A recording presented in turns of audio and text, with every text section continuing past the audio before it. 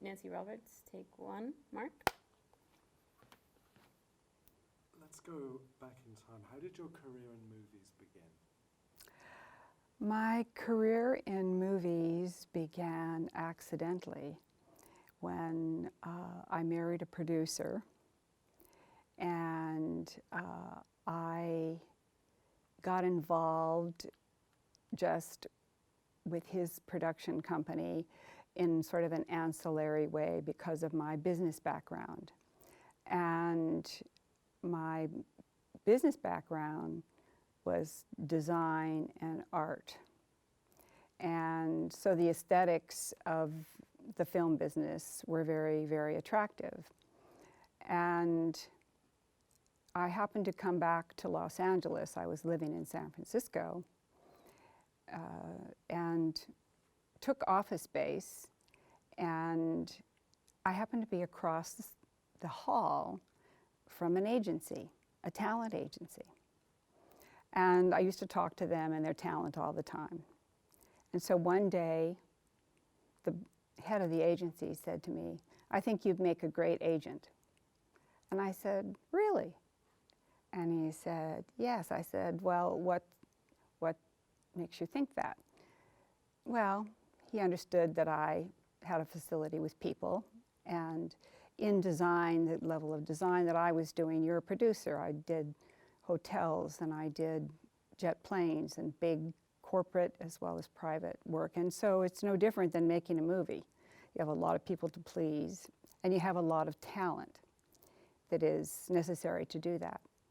So long story short, I audited the agency for about 9 months, and then I decided to start my own company, Cold. And that was somewhat unusual in Hollywood. You usually were a legacy. You belonged to a film family. You were a lawyer. You came out of the mailroom.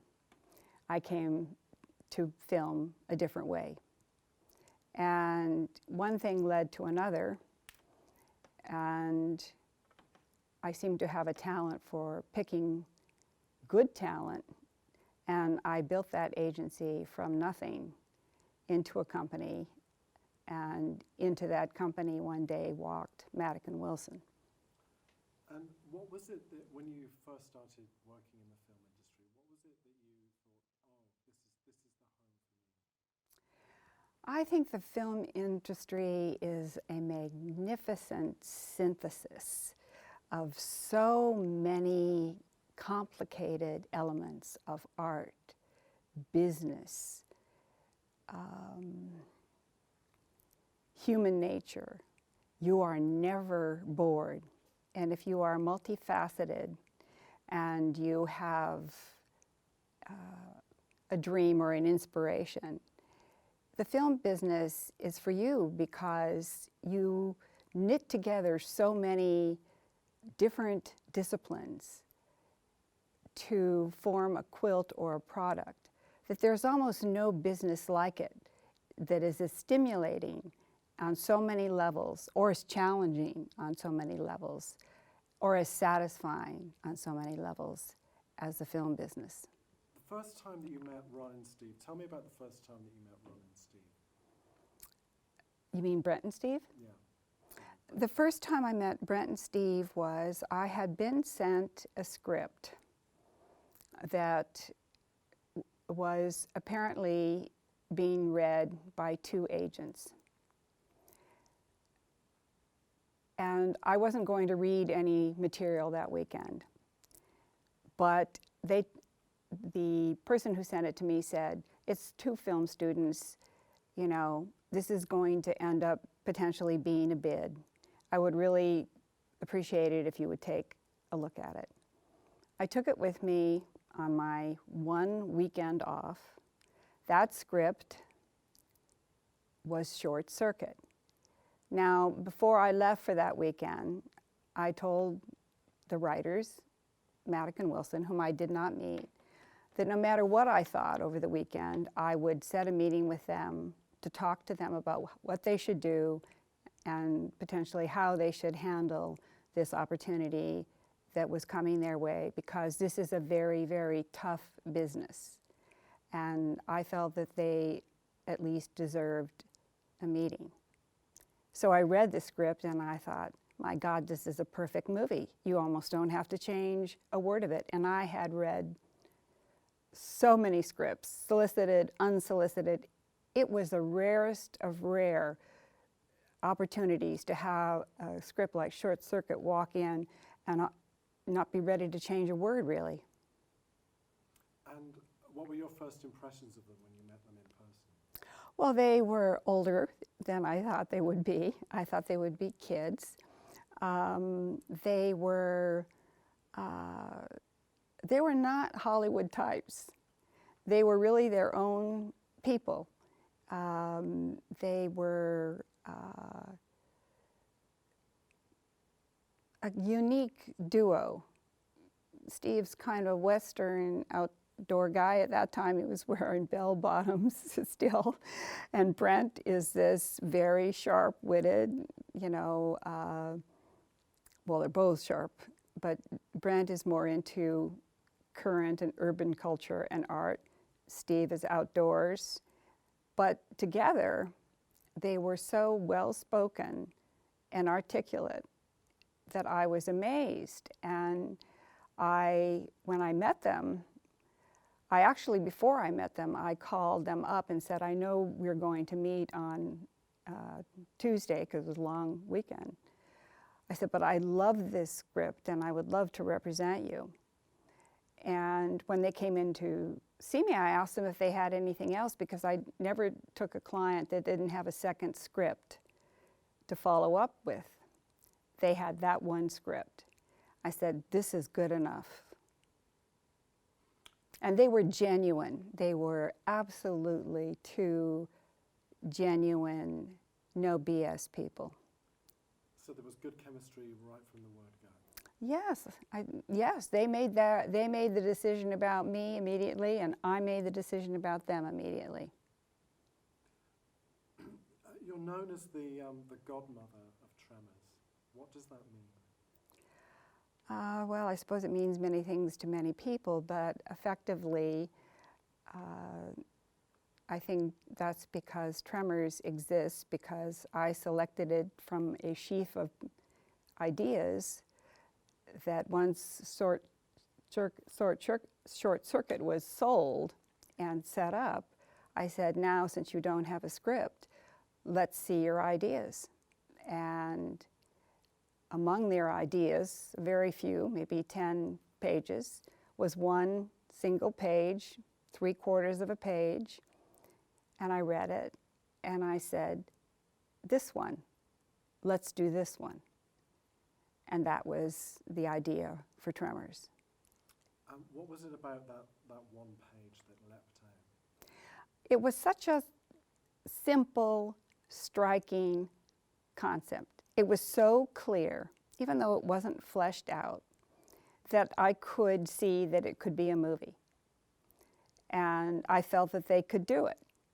And so I asked them to go and write up a pitch to see if they could flesh it out, to see if that 3/4 of a page could make it to 4 pages, so that you had the number of acts for a movie, and if it had any kind of a flair that really resonated as a potential movie. Back then, so this is around 87, 88. What was life like for you back then? What was life like for me back then? Well, my agency had taken off at that time, and actually the idea for Tremors was in, I think, 84, I got the pages. With the launch of Maddock and Wilson, my other clients all also started to take off. So it was a very exciting time. Everybody was doing very well. I was independent. My clients rose to the A list. It was unusual because I wasn't CAA, I wasn't ICM, I was a woman, and the buck stopped with me. And I was able to also make, at that time, and some are still a hallmark, incredible deals for my clients. And is that why you're described as a force of nature? I guess so. Because if I saw that I could do it, I did it. Because that is quite remarkable, just to recap on what you said. You know, you were independent, you weren't at CAA, and you're a woman, and you achieved all of this. You must be very proud. I am proud of it. It was an unusual time. There wasn't anybody like me that hadn't been mentored. I was not mentored. A little bit like the idea for Tremors off that 3/4 of a page. I had the idea for an agency, a vision of an agency that I would run the way I wanted to run it. And that vision became a reality. And my motto was, if you do well as my clients, I do well. And we all did.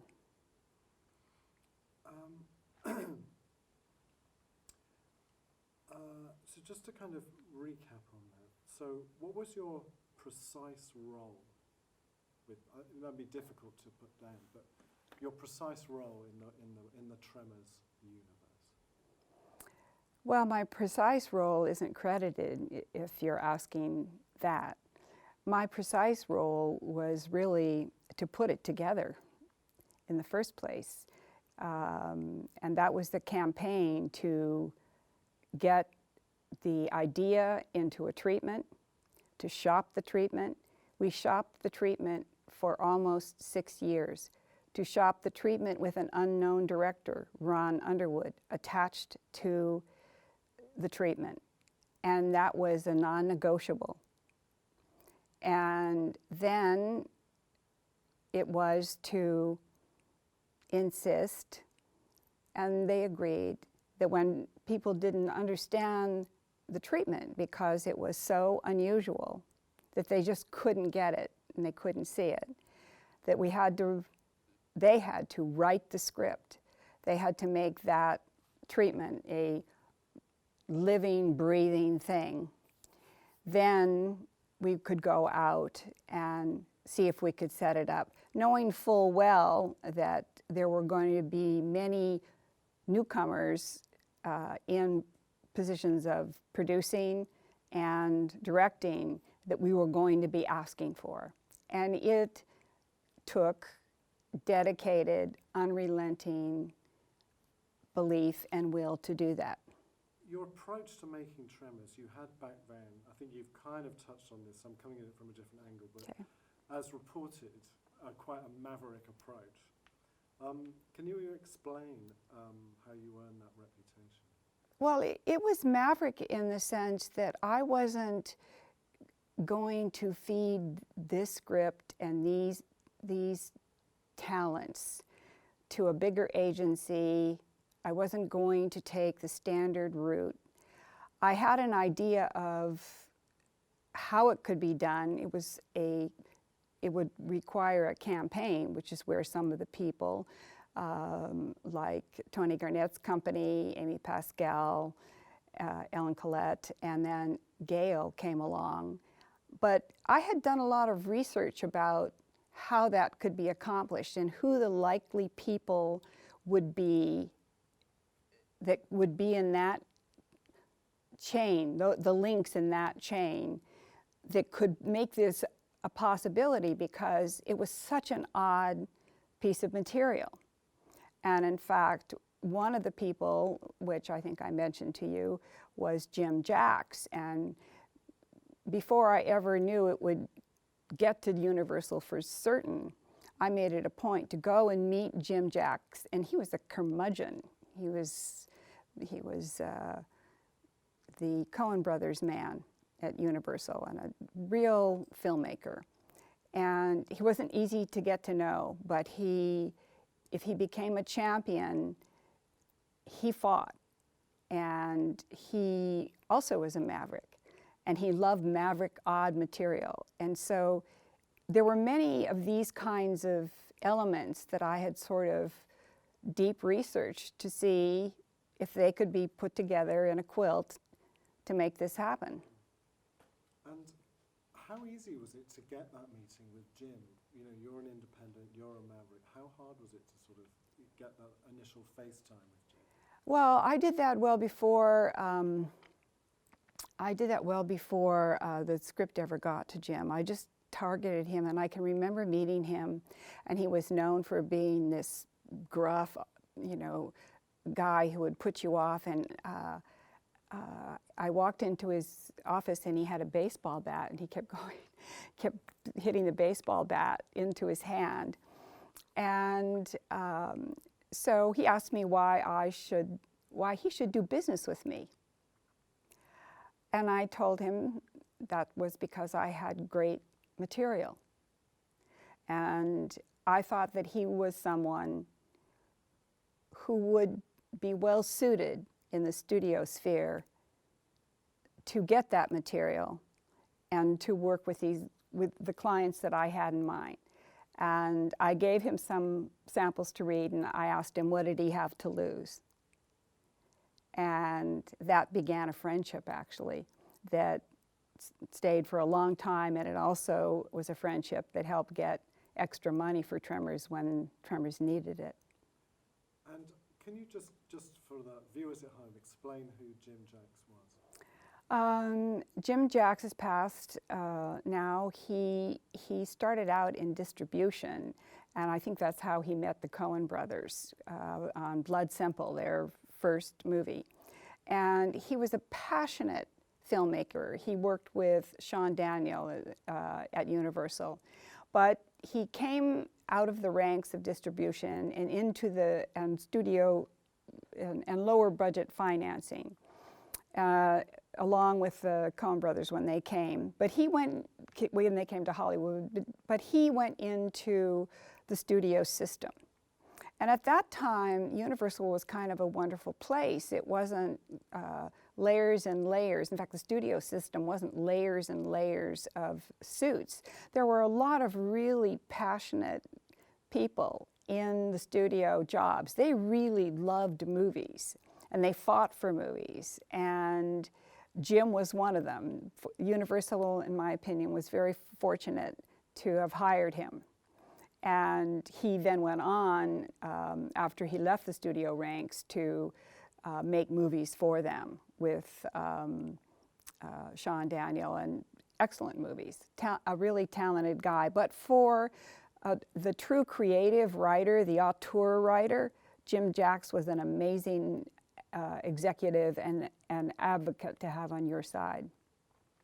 Can you tell me about the no right clause?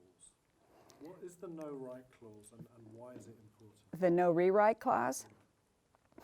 The no rewrite clause is an extremely rare, you don't see it now. And when I negotiated Short Circuit, it was before a strike, and it went down to all hours of the morning. I put into Maddock and Wilson's contract a no rewrite clause.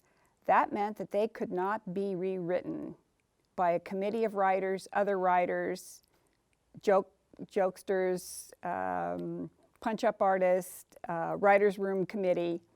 And that meant that if somebody bought their script, and now we're talking about a spec script, if somebody bought that script was to make it to the screen, or they were the ones to be doing the rewrites on them. It was a rarity, and it was on Tremors, and it was on Short Circuit 1, although I almost had to get an injunction on that film to enforce it, which is another story. It was in Short Circuit 2, and it was in Tremors. And many of my clients, I didn't get it for all of them, but I did get it for some of them, and many of my clients, they stayed with their films. They were not rewritten by committee, but that's also a testament to their talent. Tom Pollock pulled me aside and he said, and I don't think he'd want me to quote this, but he said, you know, you did the rarest thing. He said, you did the thing that's impossible to do. And in fact, I had, when we were doing the bid for Short Circuit, because at the time it went for one of the highest, it was before Joe Esterhaus, amounts for a script, you know, at that time it was an obscene amount of money. And I remember this producer who should have known better. He said, I'm going to call Mike Ovitz. I'm going to get you fired. You can do this. And I said, I think you should do your homework. I said, I don't work for Mike Ovitz. I said, I have my own company, and my clients don't think you have the right take on their script, so they're going to pass. And there was just bloody silence. So because somebody couldn't go above me, and because my clients were so talented, we did a lot. As I understand it, the script for Short Circuit went into production 3 weeks after you sold it, but Tremors took a lot longer. How did that go? Tremors took 6 years, from the inception of the idea, to the pitch, to the failed pitch, to finding finally enough time. Brent, Steve, and Ron and I had a meeting, and I said, I've done everything I can to get this to people who should get this movie, but they don't. You're going to have to write it. And you're going to have to write it on spec, even though by that time they were being paid great sums of money. But if you want to do this movie, they won't get it unless it's on the page. And it's a risk. It meant time out of their schedule. So it took about a year to get the script really in the shape. In fact, it took 6 months to get the draft after that meeting that we had had. And I kept waiting for the script, and one day I said, I don't care where you are in the script, I'm going to send the script police to your houses, and whatever you have, they are going to pick up, and you're going to bring it into me, and I want to read it so I can see if we have a movie. And did you go through, in earlier drafts, were you going through with the red pen going, no, no, no? No, I waited for this particular one draft, and they were going through the drafts. They do many, many drafts, and it was time for me to see this draft. I felt that they should be close enough that I should see it. And this is a matter of trust between client and agent. And I did see it, and I did have a significant note on it. It was an even balance between horror and comedy.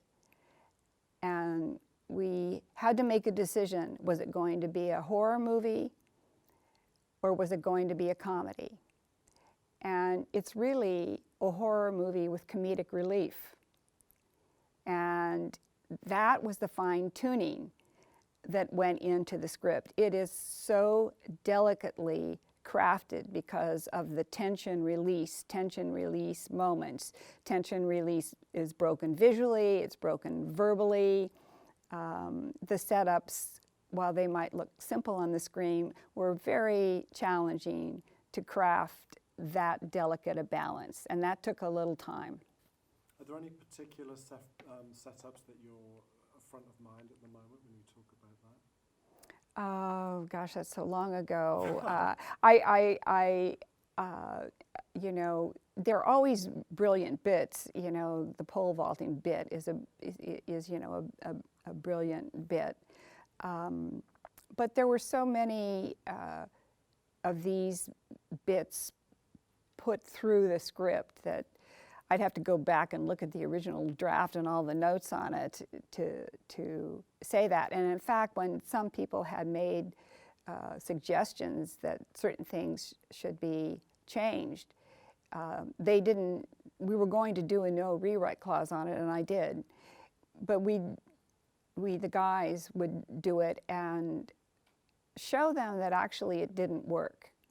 And so I would say that it was just a very complicated quilt to weave and make it look as simple and effortless as it does on the screen.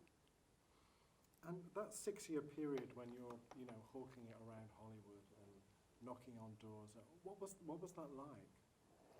Well, I wasn't hawking it around. I was, I hate that word. I wasn't particularly known for hawking things. That wasn't my style. But I was taking it to selected people. It was frustrating. It was frustrating also because Ron was attached, and he had stepped off of Short Circuit, which was originally written for him. And it was frustrating. He was wondering if he was ever going to get this opportunity. And I only had, in that 6 year period, a after-school special called The Mouse and His Motorcycle to show as a film, which was not necessarily the horror comedy or comedy horror flick that Tremors is. So it was challenging. It became easier once the script was done. It's very hard to sell newcomers on a pitch. It's just, now you might do an animatics or some kind of a storyboard. You would do a short presentation. But even then, you know, some of those moments wouldn't necessarily have played. You might have had to board a whole entire sequence. And it was audacious because it was shot in the daylight. It wasn't shot in the nighttime. It was shot out in full view. It's a Western. It was just frustrating to believe in it, but not be able to get that across. You touched on this earlier, but it's you know, the kind of genre blending of Tremors. You know, it's not sci-fi, it's not horror, it's not purely comedy. I think that's probably why we're sitting here talking about it 30 years later. Do you think that's why? I do think that that's why. I think it's a really unique blend. People have tried to ape it in various ways subsequently. And I think there are some television shows that have gone into that arena, but nobody's done a Western horror movie with comedic relief. It's obviously a B movie. It's just incredibly unique, and the characters are all very relatable. I mean, it's an everyman movie, and it has something else. In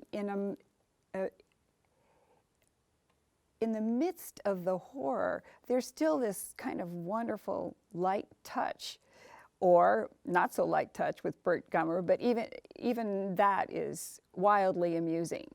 It's just very difficult to do, and I think that's why we're sitting here 30 years later, and I'm so pleased that people are still enjoying it and talking about it. And I think it's also a buddy movie as well, because you know the It Kevin is. Bacon character and the Fred Ward character. Fred is slightly older than Kevin's character, and you kind of get the impression with Valen, with Kevin is trying to impress, you know. And there's kind of like a bit of a bromance going on there, do you think? Yes, the guys, Brent and Steve, are very good at writing that genre, or bromance, as you would call it now. But I was watching it before I came to sit with you today, and I think one of the hallmarks of the movie is that Fred Ward is older, and that adds a real element and a texture that isn't talked about. I don't think we've talked about it ourselves so much, but I was watching it today and I thought that's part of the lightning in the bottle that makes their relationship work. He's not exactly an older brother, he's not an uncle, but there's just enough space of wisdom and banter. It provides a very unique character dynamic. And I think Kevin plays that part very well of sort of this sort of innocence, but sort of a desperation to sort of impress and to be the hero. I think that's kind of a very relatable aspect to it, because you know there's that great scene which I think was improvised where he's trying to hit the nails and he keeps missing, but it's like, but he doesn't want anybody to see. You know, this is very cute. I think those little moments. Well, it's Earl's job to say there's more to life than the superficial, which is really his lesson. It's why he's always trying to say, pay attention to Rhonda. But one of the things about Kevin's character, Val, is that there is a lightness and I don't want to say sweetness in the wrong, I don't want it to be taken improperly, but that's an incredibly light, wonderful character. And I think it's one of Kevin's best pieces. Can you tell me, how important was it to get Gail on board? I think it's been cited as the Roberts master plan. Can you talk about the Roberts master plan? And I think this is what we were talking about earlier, getting all the pearls in a row and the links in the chain. I felt Gail was critically important. Gail certainly was riding high at that particular time. It had to be a Gail-like person for the following reasons. Coming off of Terminator, she and Jim had formed Pacific Western, and it was a deal with 20th Century Fox, and it was to do movies under $10 million. And in that envelope, there were opportunities to take risks. There were first-timers. There were not the usual tough constraints that were being applied to almost every other, production that Hollywood was doing. And the reason Gail was important was because she was a writer and a creator and understood the unusual blend. Obviously, you can look at her work. She herself is a force of nature and a special one. And I just felt that ultimately, either Gail or someone like her needed to come on board, because you have to have a senior force like that to vouch for the director, particularly a director that only has an after-school special, which is not even remotely in the tone of the script that he is being attached to direct. And you also need that force because they have demonstrated already that they can do it. They have the crews. They know the crews who would be able to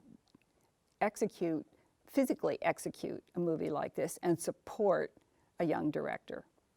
Studios are not going to give away even $10 million unless they have some sort of guarantee that it's okay. And a Gail made it okay.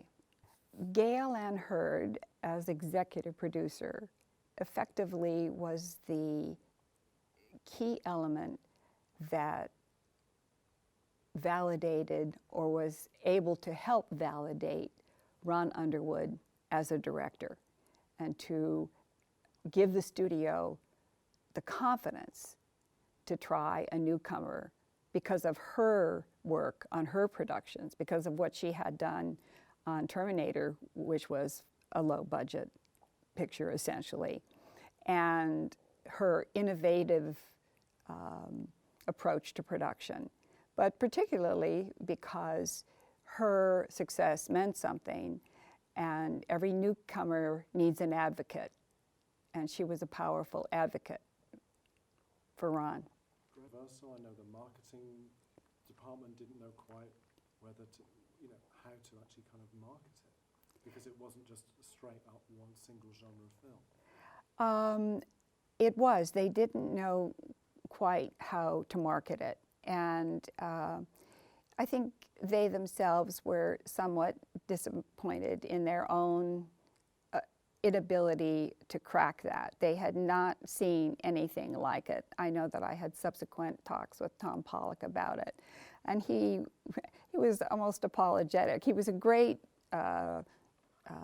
executive for us. He was always very, very fair, and I think he was frustrated himself because the movie was so charming. interestingly enough, that failure of the marketing campaign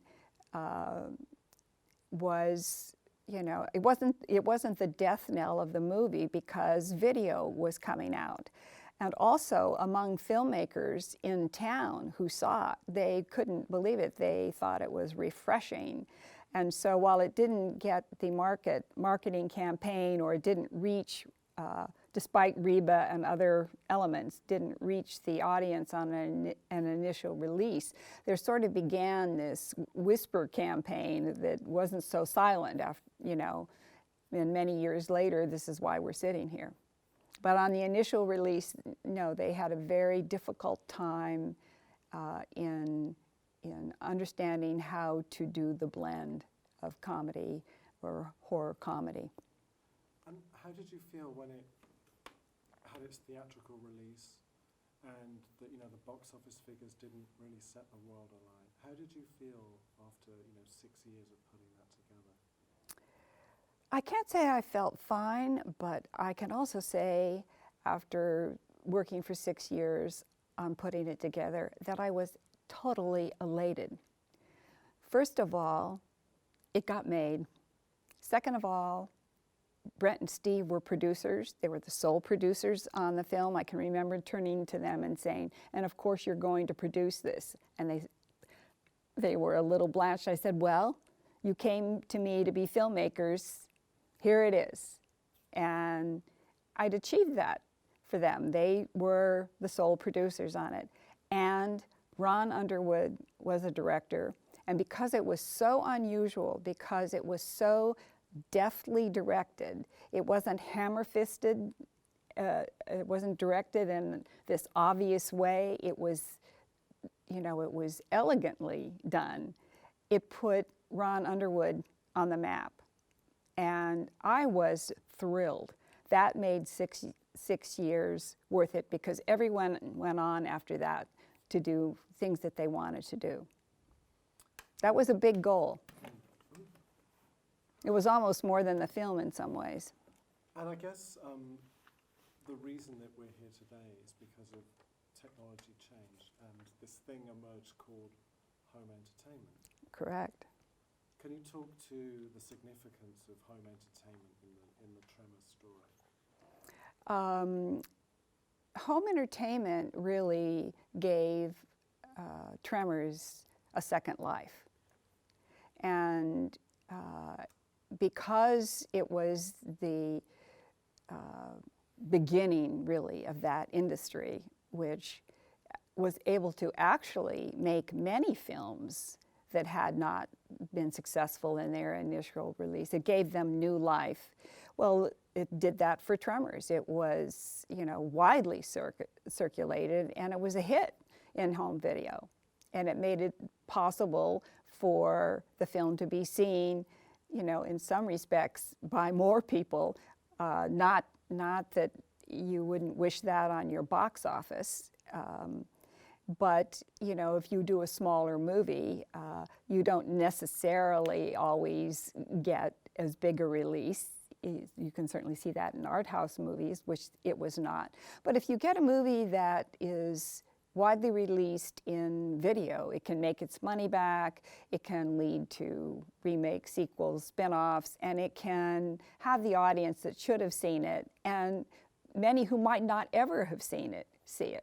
So home video was, you know, hugely instrumental in the Tremors legacy.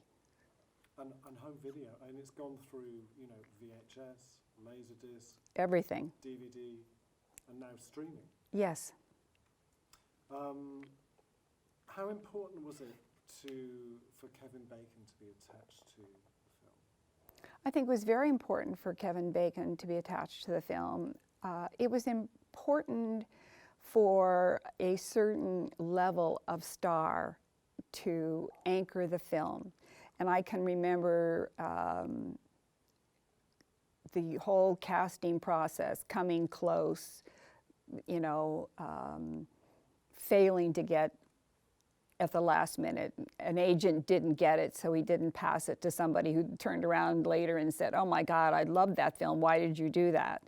it became very important for the studio, and any studio at that time would have this mandate. They would say, okay, here's your budget, we will do it, but if you are, if we're going to actually physically greenlight it, we need talent of this caliber so that we can have a shot at a major release.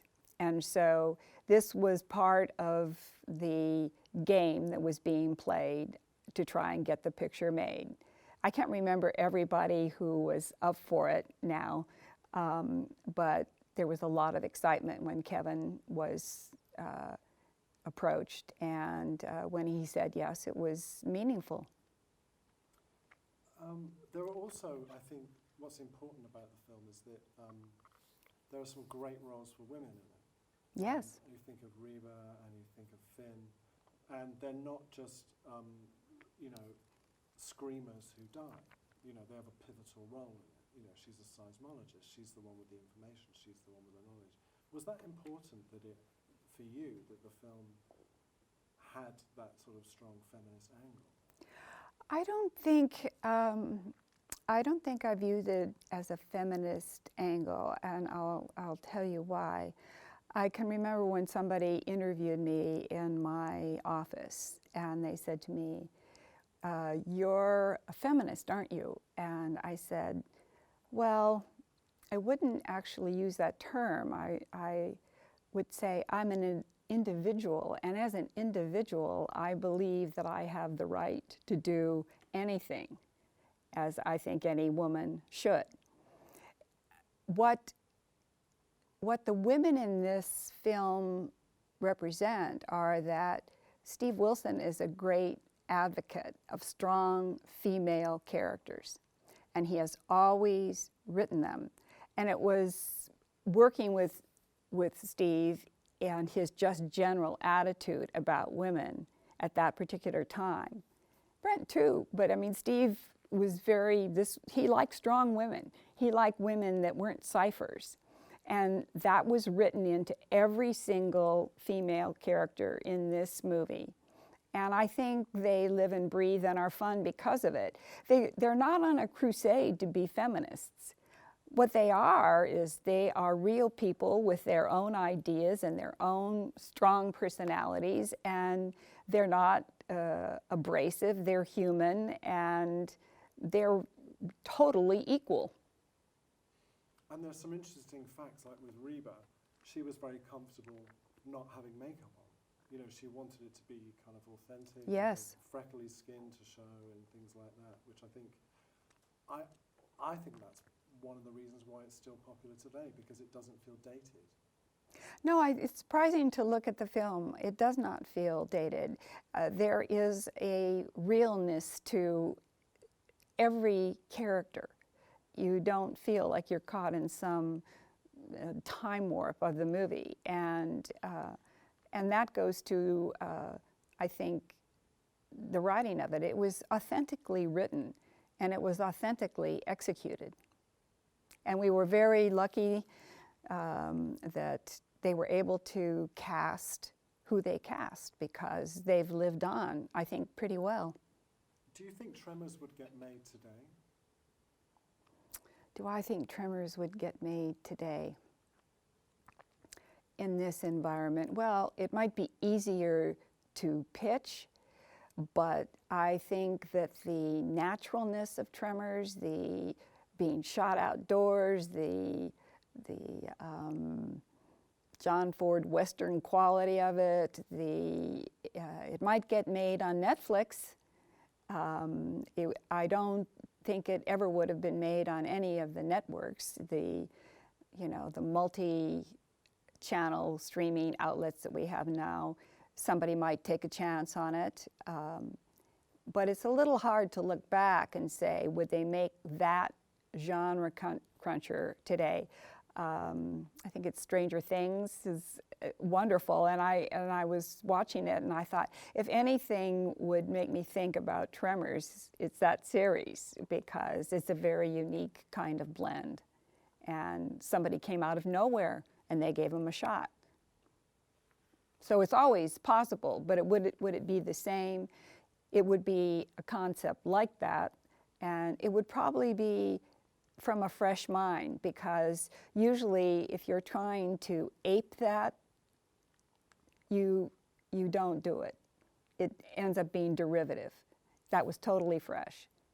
Can you see Tremors in other movies or shows that you've seen? Well, Eight-Legged Freaks, we were laughing about it when Eight-Legged Freaks came out, and I think I shared with you that at the 25th screening of Tremors, a young woman came up to me and grabbed me and said, "Oh my God, you're my inspiration. If it wasn't for you, I wouldn't have made Sharknado." And I laughed, but the absurdity of Sharknado, you know, I think speaks to the idea of maybe a Tremors inspiration. Although I think, you know, the inspiration for Tremors was one simple idea from Steve Wilson, and that was in the middle of a desert when he was working at China Lake Naval Weapons Station. What if I just couldn't get off the rock? What if there were sharks, land sharks, underneath the rock? And in fact, I think the original title was Land Sharks of that 3/4-inch page. And the original title of the movie was not Tremors, it was Beneath Perfection, which we all still have jackets. I've heard about these They're jackets. collector's items, yeah. You still got yours? Yeah, I do. You should have worn it today. Oh, I should have. I didn't think that. So we're kind of sitting here and it's the 30th anniversary. You've gone through probably the 25th, the 20th, the 10th. How does it feel that 30 years later we're still talking about this film? People are still fascinated by it. I think it's wonderful that people are still talking about it. I think it's wonderful that it's a endless wellspring of enjoyment, that it touches people, that it makes them laugh. They can watch it as a family, that it speaks to kind of something genuine. And I think it's because it's genuine and authentic that we are talking about it today, and that it is enjoying the praise that it's been given.